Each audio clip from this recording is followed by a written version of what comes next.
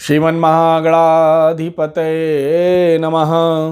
उमामहेश्वराभ्यां नमः। लक्ष्मीनारायणाभ्यां नमः। श्री सद्गुरुचरणकमलेभ्यो नमः। मित्रों नमस्कार। रामचरितमानस रहस्य की अगली श्रृंखला में आज हम भगवान श्री राम और बाली के युद्ध के समय के एक मार्मिक प्रसंग को लेकर के आपके सामने आए हैं। गोस्वामी तुलसीदास जी द्वारा रचित श्री रामचरितमानस एक महाकाव्य ही नहीं है, बल्कि व्यक्ति निर्माण, परिवार निर्माण, समाज निर्माण और अंत में राष्ट्र निर्माण के लिए एक संपूर्ण संविधान जैसा है। अगर इसको व्यक्तिगत रूप से आप अपने जीवन में उतारते हैं तो आप एक अच्छे इंसान के रूप में निखरेंगे। परिवार को संभाल के रखने के लिए जो भी आवश्यक प्रेरणाओं की आवश्यकता है, रामचरितमानस से लिया जा सकता है। समाज के विभिन्न वर्गों में ऊंच नीच, गरीब अमीर आदि के भेदभाव को खत्म करने के लिए अगर कोई उदाहरण आपको चाहिए, रामचरितमानस से आपको तुरंत मिलेगा। भगवान श्री राम के द्वारा छोटे निम्न जाति के लोगों, यहाँ तक कि बंदर और जानवरों के प्रति भी जो उदारता दिखाई गई है रामचरितमानस में, वो हम आप सबके लिए एक प्रेरणा स्रोत है। भगवान श्री राम जब घर से वन के लिए निकल गए, उस वन में उनकी दोस्ती कुछ लोगों से ही रही, बाकी रीछ बानर ही उनके संगी साथी बने। और वो रीछ बानर अंत तक उनको रावण वध में भी सहायता करते रहे। यह इस बात का प्रमाण है कि अगर कोई नायक या लीडर अपने छोटे छोटे लोगों पर भी भरोसा करता रहे और वह खुद आत्मविश्वास से परिपूर्ण हो, तो ये छोटे लोग भी उसके मिशन में सफलता दिलाने में कोई कोर कसर नहीं छोड़ेंगे। कोई सेनापति अगर आत्मविश्वास से परिपूर्ण है तो उसका हर छोटा से छोटा सैनिक अपने संपूर्ण बलिदान के लिए तत्पर रहता है।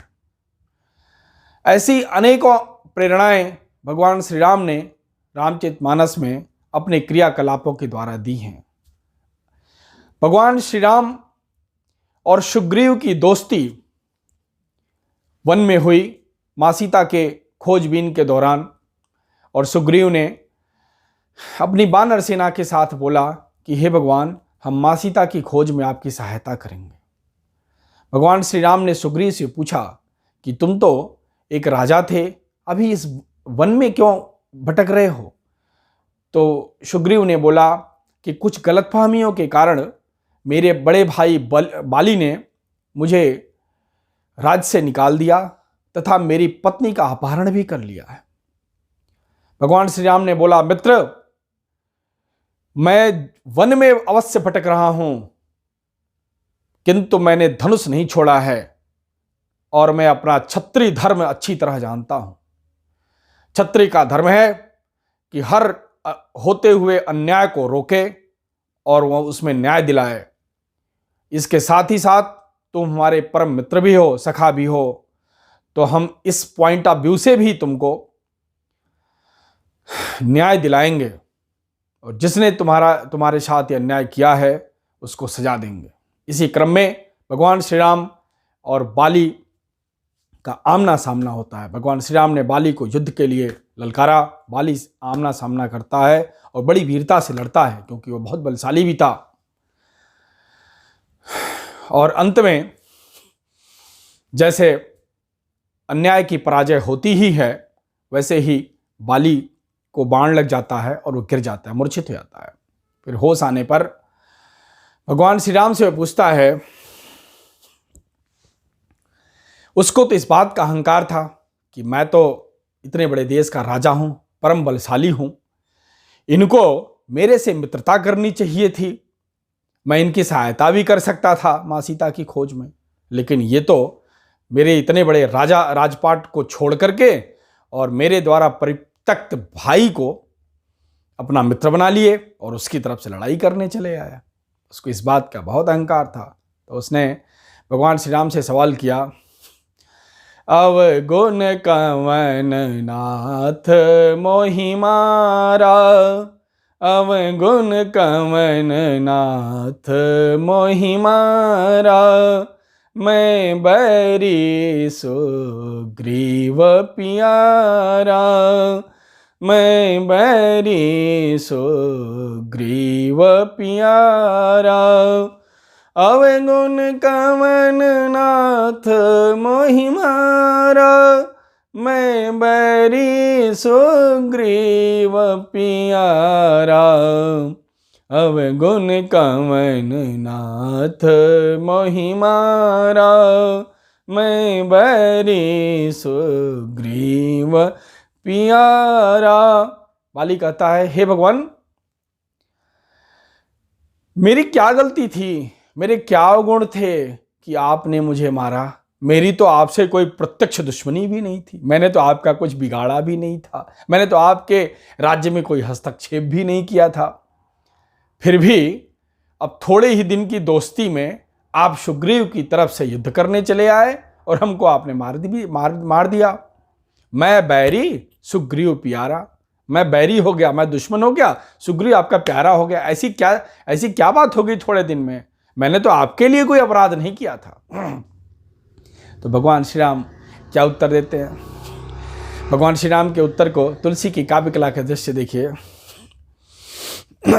भगवान श्री राम उत्तर देते हैं कि तुमने हमारा तो प्रत्यक्ष कुछ नुकसान नहीं किया है, लेकिन तुमने समाज के लिए एक ऐसा उदाहरण पेश किया है जो अक्षम्य है। क्या किया तुमने? भगवान कहते हैं, अनुज बधु भगिनी सुत नारी, ये सब हैं कन्या समचारी, इन्हीं को दृष्टि बिलो कहीं जे, ताहि बधे कछु पाप न होए।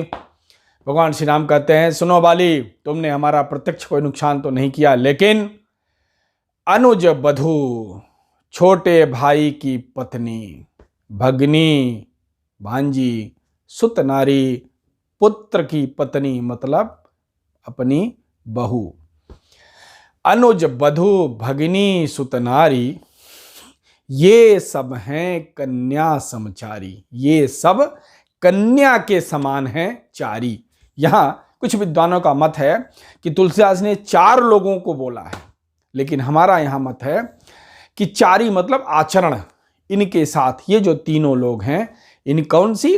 अनुज बधू, छोटे भाई की पत्नी, भांजी और बेटे की पत्नी, ये सब हैं कन्या समचारी।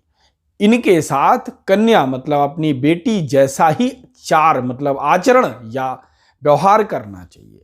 इन्हीं कुदृष्टि बिलो कहीं जेई, इनको जो कुदृष्टि देखे, इनके ऊपर जो गंदी दृष्टि रखे, इनके साथ जो अन्याय करे, इन्हीं कुदृष्टि बिलो कहीं जेई, ताहि बधे कछु पाप न होई। सुनो बाली, इन पर जो कुदृष्टि रखा, उनको मारने से कोई पाप नहीं लगता है। इसी नाते मैंने तुम्हारा वध किया, क्योंकि तुमने अपने छोटे भाई की बहू की पत्नी का अपहरण कर लिया। इस प्रकार भगवान श्री राम ने बाली का अंत किया और साथ ही साथ समाज को एक कड़ा उपदेश दिया कि जब भी समाज में पवित्र रिश्तों के ऊपर किसी भी प्रकार का आक्रमण हो तो उसको कठोर से कठोरतम दंड देने में हिचकना नहीं चाहिए। यह चीज उस समय तो शायद राज्य व्यवस्था रही होगी उस युग में। आज के समय में जो भी हमारी वर्तमान लोकतांत्रिक संवैधानिक व्यवस्था है, यह उन न्यायमूर्तियों के लिए भी एक प्रकार का उदाहरण तथा आदर्श हो सकता है, जो भगवान श्री राम ने कहा कि ऐसे संबंधों पर आक्रमण करने वाले आतताइयों के साथ ताहि बधे कछु पाप न होई। उनको कठोर से कठोर मृत्युदंड की सजा भी देने में नहीं हिचकना चाहिए। ऐसा उपदेश गोस्वामी तुलसीदास जी ने अपने साहित्य में दिया है। नमस्कार।